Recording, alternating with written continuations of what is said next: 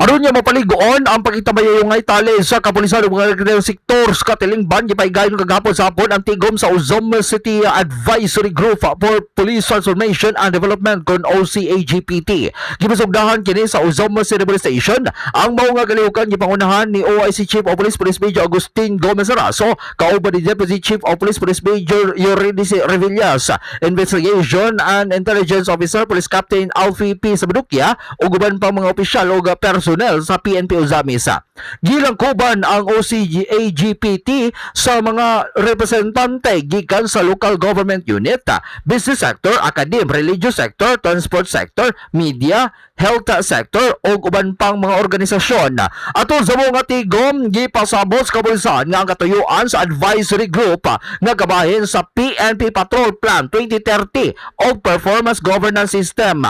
Tumong nini ang pagpalig-on sa partisipasyon sa komunidad isip external nga gabang sa kapulisan o pagpatuman sa mga programa, polisiya o may estratehiya aron nga magkabot ang usa ka luwas, malinaw ug progresibong komunidad.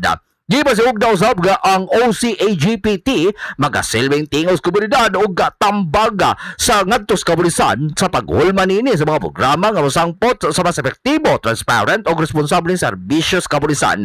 Lagi usab sa gihimo sa naasoy nga kalihukan mao pagpili sa mga bag-ong opisyales sa Uzom City Advisory Group for Police Transformation and Development. Din napili nga chairperson mao si City Administrator Ms. Rotesa Grace Uwano, Vice Chairperson for Internal Affairs si City Councilor Attorney Marsa Payan, Vice Chairperson for External Affairs mao si Ms. Arlene Villa, Secretary si City Councilor John Verduay Lungsod, Treasurer Engineer Kerwin C, Auditor Mr. Alton Perez.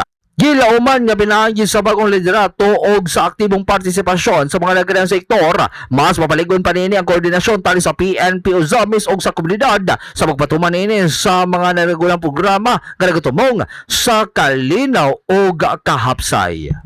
Alang sa DXDD, ang Radyo Kampana, ang radyo sa simbahan, kini sa Rubri 4, Glenn Ray Luna, Danag sa Nagbayan.